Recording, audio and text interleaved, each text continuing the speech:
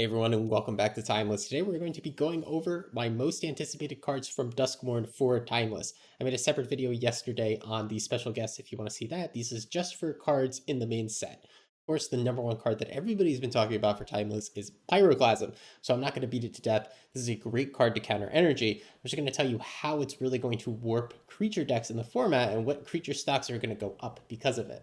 I think the main deck that might try to play Pyroclasm is actually the blue-black Psychic Frog deck. And I think that deck is really well positioned to splash a color.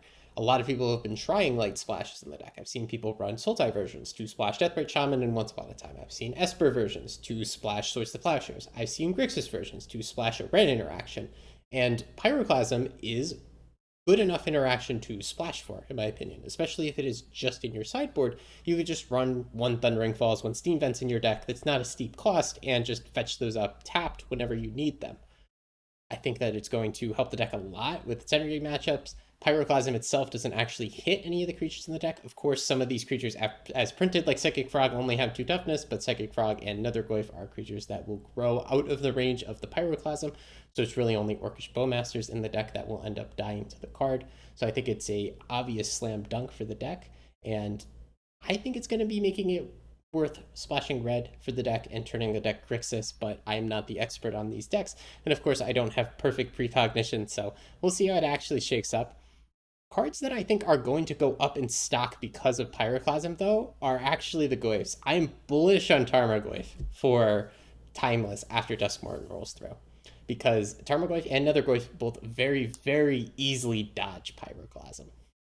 You only need 2 card types in the graveyard to actually dodge this, and if it's your opponent's Pyroclasm, your Tarmogoyf barely needs anything. You really just need fetch land Pyroclasm in the graveyard.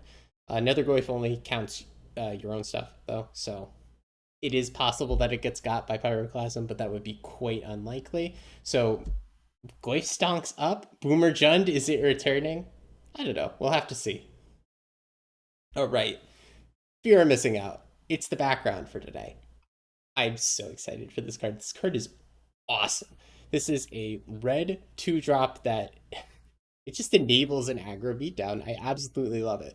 So first of all, let's ignore the ETB and just look at the text on there. When it attacks for the first time each turn, if there's 4 or more card types in your graveyard, that's Delirium, you get an extra combat step, which by itself is kind of crazy because there are a lot of decks that are setting up Delirium in the format right now with Malevolent Rumble, and before the format really settled, there were a lot of popular Dragon's Rage Channeler decks that were setting up Delirium. There were a lot of fair Delirium aggro decks in the format before.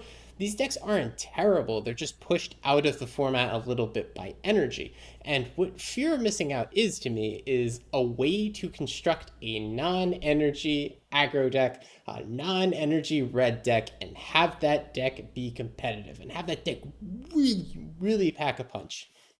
It also does not have to go into aggro decks. It can go into combo decks, or just less aggressive decks, just to give you an extra combat step with your combo cards. For example, we've been using Malevolent Rumble to set up Bloodbraid Marauder Cascade into Crashing Footfalls. Well, if we're using Rumble to set up Delirium, we might as well play FOMO as a 2-drop and maybe give those Rhinos an extra attack step. Fear of Missing Out does not have to go in an all-out aggro deck, and one other thing I want to mention about the card is that it comes with an extra card type enchantment. I know it's hard to tell. This behind me, this is not the enchantment border, that's a TV. But this is going to be like the only enchantment in your deck, so it's an extra card type for free if you happen to mill one of them. So, like, I'm really high on this card. I'm going to spend a lot of time brewing with it. It's like the number 1 card I want to try and build around. Sacrifice also interests me a lot. I'm definitely going to try a lot with that. But I love aggressive red decks. You know me. I want to play with this card. This card is awesome. I can't wait to get my hands on it. Up next is Demonic Counsel, which I think is going to be sincerely a great card for Timeless. Demonic Tutor is one of 3 cards that have ever been restricted in Timeless, and right now, the top combo deck in the format, not named Show and Tell, is leaning on the power of Demonic Tutor plus 4 copies of Diabolic Intent to essentially have 5 Demonic Tutors in the deck to set up their combo, and that deck is Jetstorm. With Demonic Counsel, we now have another way to have 5 or even more copies of Demonic Tutor in your deck, because Delirium is really not a steep requirement. There are so many easy ways to hit Delirium and Timeless right now, so I'm super excited to see where this card goes, what it ends up in. One potential application is Underworld Breach decks, which already run Diabolic Intent plus Stitches Suppliers. You'd have to like rebuild the deck a little bit to play it in a Breach deck, or just build a different type of Underworld Breach deck, because the DI plus Stitchers loop is pretty important to like how the current Breach decks combo. You could also play Demonic Counsel in just like a Shifting Woodland Malevolent Rumble Show and Tell list and use that to tutor up your cards, just like extra copies of Demonic Tutor or Assemble the Team. I think that this is really fantastic. Oh, I was also talking to the guys on the Discord, and like Chest Hair was even suggesting, oh, put this in blue black tempo, because that deck can hit Delirium, and we can have like a one of Gristlebrand in the deck plus reanimate, and like, you know, search for that one of Gristlebrand to discard to your Psychic Frog to reanimate for when you don't have Delirium. You know, little things like that. It's really cool. There's going to be some interesting deck building. I wonder if that Demon Clause is relevant at all on the card for Timeless. I'm not sure. I'm very curious to see what people make of it, but I think that this card is going to at least be a card that's going to be on your radar for the rest of the format's history, if it's not playable right away. Here's another one that some people overlooked, but I think this card could be quite good.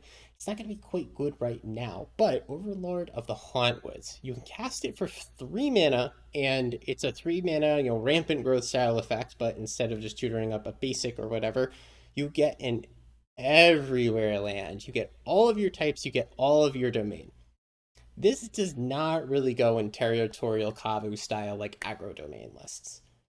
This might go in a Primeval Titan style list. This might go in an Up the Beanstalk Omnath style list. This is also a creature that, you know, you could cheat into play with your natural order. I'm struggling to figure out where to place this card exactly, but I think this interacts positively enough with enough other good cards in the format that it might find a home eventually. This is questionable. I'm not guaranteeing this is going to be timeless playable. I'm not telling you to blow your mythics, because this is going to bring prime time back. But this is a card that has a really interesting effect on it. It is a way to instantly enable domain. It is a way to instantly fix your mana. It is very interesting to me. And of course, it is also a 6/5 creature.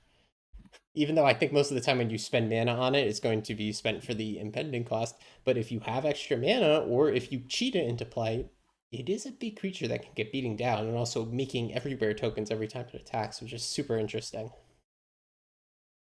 Up next is Say Its Name, which is a card that like I'm incredibly high on.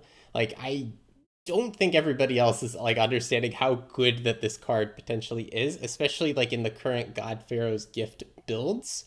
There are a lot of decks right now built around Cash Grab, Malevolent Rumble. I'm gonna mention Rumble so many times in this video. It's crazy. There's too many Delirium cards. But there are cards that will Shifting Woodlands copy up the God Pharaoh's Gift. Say Its Name is a really cool effect. I'm going to read it. First, mill 3 cards, then you may return a creature or land card from your graveyard to your hand. So, first of all, it's pretty much a cash grab effect. Obviously, it doesn't grab any permanent. It can only get creatures or lands, but it can return ones that are already in your graveyard. So if something gets counterspelled, or if your opponent does like Boseiju on your Shifting Woodland, this can buy Shifting Woodland back from your graveyard. Or if you just mill over a Shifting Woodland and you want to get back, there you go. Say Its Name, gets it right back. The rest of the text on this, though, is fantastic, because just by itself, 2 mana, mill 3, sorcery speed, no. That's not good enough. That's 10 times worse than Rumble. The extra text on this. Exile this card and 2 other cards named Say Its Name from your graveyard. Search your graveyard, hand, and or library for that legendary card. Put it on the battlefield. That legendary card is a 9/9. Whenever it becomes the target of a spell or ability an opponent controls, aka a removal spell, you draw a card. That's very interesting. So this is potentially a 2 mana 9/9? Because you don't have to cast Say Its Name 3 times. You don't actually have to like say Bloody Mary in the mirror 3 times. You could just build the first 2 copies. You can get lucky and high roll with your cash grab and rumble effects. Just put the 2 copies into the bin by sheer luck and cast the 3rd from your hand, and then you get a free 9/9? Really interesting. Also, the 9/9 has extra text on it that says 2 mana, discard this, return target land card from your graveyard to the battlefield tapped. So relevant, right? Because you're going to be playing this in your God Pharaoh's Gift list, maybe in a Reanimate list.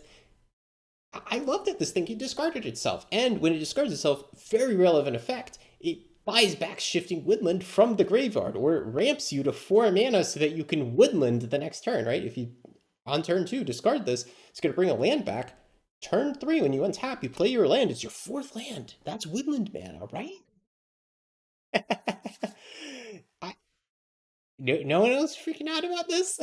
I don't know if it'll be that busted. It's also really cool that it's a common and uncommon, so like I can just craft these for free, and if it's garbage, no one got hurt.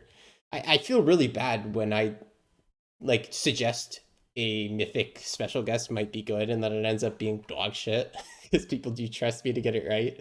But hey, listen, common, uncommon, spend your wild cards, man. Let's have fun. Screaming Nemesis. You know, I love stupid red creatures that smack your opponent. Here's another one. Screaming Nemesis. So, one of my favorite cards of all time is Rampaging Ferocidon, and they power crept him. They did get rid of some of the text on Rampaging Ferocidon, but they added a lot of new relevant text. So, like Ferocidon, this is a 3 mana 3/3 with an anti life gain effect on it. This one has haste, which is really sweet. Now it says whenever it's dealt damage, it deals that much damage to any other target. If you hit a player with that damage, they cannot gain life forever, even if they remove Nemesis. Now, what's really interesting about this text, let's think about it for a second. This essentially makes the creature unblockable. No one's going to want to block this because they're just going to take the damage from combat anyway, right? And they're also going to get stuck with that permanent anti-life gain effect. So this is a creature that is pretty much never going to get blocked. It's a 3 mana 3/3 unblockable. Whether or not that's good enough for Timeless, I don't know. It also is a Stuffy Doll effect at only 3 mana, so of course, like it could be playable in that sense. Like I'm not insisting Stuffy Doll is a Timeless playable card, but we're all the way down to 3 mana for the mana cost, and I think the Stuffy Doll effects that we have in Timeless are 5 or 6 mana, so just like cutting the mana cost in half is incredible while also being a 3/3 haster. I'm excited for this. I'm not going to guarantee you that it's good. I'm not going to tell you to blow the Mythic on day one, but it's one that I'm personally excited to try, and I definitely will be giving it a shot. All right, Kona. Kona might be the truth in Timeless now that I think about it more. So what's really funny is that Omniscience is getting put into Foundations, meaning that we're going to have standard Omnitel in Kona. So Kona says, when it's tapped at the beginning of your second main phase, you could return a permanent, or not return a permanent, put a permanent into play from your hand. Any permanent, probably Omniscience, but you know, if you want to put a ham sandwich into play, be my guest. The tough part is tapping this thing, right? Because you generally need to attack with it. Of course, there's goofy cards like Springleaf Jump that will like let you cheese that, of course. But the good card that people are using in Timeless right now are Shifting Woodland. Because did you know that you can tap Shifting Woodland to make a green mana to pay for its own ability? Therefore, when it copies something, the thing it copies also comes into play tapped, meaning that you could just do the Kona thing. So this is really interesting. If you are playing the, here it is again, Malevolent Rumble deck, and you're putting Konas into your graveyard and you have an Omniscience in your hand, then this might be the real deal. It might. All right, let the show and tell gamers play with it first, though, unless you're like a show and tell lover or a Shifting Woodland lover. Don't go crazy crafting this right away. But like, this might be legit in at least some number of copies in a Woodland deck. All right, up next, Chainsaw. These last few cards are more cards that I think are really cool, as opposed to ones that are really going to crack the Timeless meta, because, you know, Timeless is, the bar for playability is really high. Power level is through the roof, right? So not every card's going to make it. First of all, I love the flavor, the design of this, but what's really cool is that this is, yet again, another permanent that has a effect that is usually on a spell. Stoneforge Mystic is in Timeless. People often forget because it's not playable. But the playable card that you can get this with is, drumroll please, Malevolent Rumble. Like, Rumble decks have really opened my eyes to the idea that you should try to look for permanent cards that have effects that usually aren't on permanents, because cards that care about permanents can be used to either put these into your hand or cheat them into play, what have you. So Chainsaw is super cool. This is a removal spell on a stick, a removal spell that you could find with something like Mystic Rumble. It's cool. I'm not telling you it's going to break the Timeless meta, but I think it's cool. I think it's neat. I really love the flavor of the card. And yeah, removal spell with some extra text. Can't go wrong with that. Ah, So I was scrolling through like the uncommons to see if I could find like a hidden gem, and I found Commune with Evil, which is a rumble effect in black. And I'm like, has there really not been any effect that's this efficient before, where you can just like mill 4 cards? Essentially, this isn't like literal milling. Actually, does this count as mill? No, right? No, this does not count as mill. No, wait, it does. It doesn't say the word mill on it. It usually should, but I think it counts as mill for a card like an Archon because the card is put directly from your library to your graveyard. So you are essentially milling 4 cards. I only stumbled there because some cards are like mechanically a little different. Some cards do say mill 3 and then return 1. This says look at them, look at the cards, put 1 in your hand, mill the rest, though it doesn't use the word mill. Either way, this is a rumble effect. This is rumble at home. I'm going to tell you that rumble above me is very, very good. It costs 2 mana. It gives you 1 of that mana back. Commune with Evil costs 3 mana and 3 life. It does not give you mana back. But Commune with Evil and its little sisters from the Modern Horizons sets Discerning Taste and Ransack the Lab could be a way to do the Rumble Delirium thing without green, which is something that interests me and something that I thought was worth mentioning in the video. Discerning Taste could be better with than Commune with Evil in some cases. Both of them are 3 mana for 4 cards and involve life lost. Discerning Taste says you lose life equal to the greatest power among creature cards you put into your graveyard this way. So if you're not playing creature combo, if you're trying to do like Omnitel Shifting Woodland, then sure, play Discerning Taste. But if you're trying to put a big fatty like Ulamog into your graveyard so that you can God Pharaoh's Gift it or reanimate it, then no, you should not be playing Discerning Taste. You should be playing the new one. It's just something I wanted to point out. I don't know if it makes the cut in Timeless, but these are all, again, common, uncommon. So feel free to craft them and try them. It's a very interesting way to do the Rumble thing without needing green. Because we've seen how powerful Rumble is. We've seen the traditionally just red-black Underworld Breach deck splash green for Rumble. I don't think Commune with Evil is at all going to be better than Rumble in that deck. I don't think that there's a single chance that that deck actually wants to play Commune with Evil, but maybe there's another deck that wants to play it. All right, last card here. This is not a timeless card, but like I want to talk about how push this card is from a spiky perspective. So obviously this is an aura, so it can get blown out by a removal spell on the stack. But if this hits play, it is removing a permanent and is always going to be mana positive for the person who cast it, right? Because it costs 2 mana to cast and it gives ward 2. So in order to have this thing removed, then the person doing the removing has to pay 2 plus pay for their removal spell, meaning they're going to be behind on mana unless they very specifically target the aura with the disenchant effect. But like, why would you do that? Just Sword splashes the creature. It might go nuts in somebody's cute Light Paws Commander or Pioneer deck. It's not going to make the timeless. Okay, listen, it's my video. I get to put cool cards here. All right, conclusion. No blue cards. Based as fuck.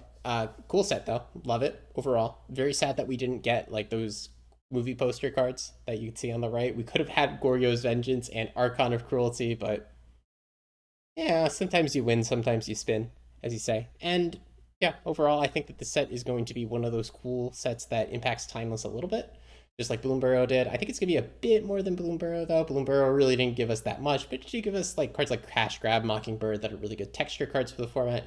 This set does have some cards that could be really, really strong. Specifically Sacrifice and the special guests. We're getting the free spell Noxious Revival in the special guests as well. We're getting cards like FOMO that I personally think could be really powerful, but don't know whether or not that's actually going to be true. And then we have Pyroclasm as a powerful spiky card. All right, that's it for me, folks. Thanks for watching. Glad to have you here. Let me know if there's any cards that you are personally excited for in Duskmourn. This is just my top 10. Of course, I could have definitely omitted something that rightfully could be number 11 or number 12 and is still interesting in the format. So if you have a card that you want to talk about, put it in the comments or actually join my Discord and yap over there because that's where people usually talk and where people do all the deck building. Let me know. See you there.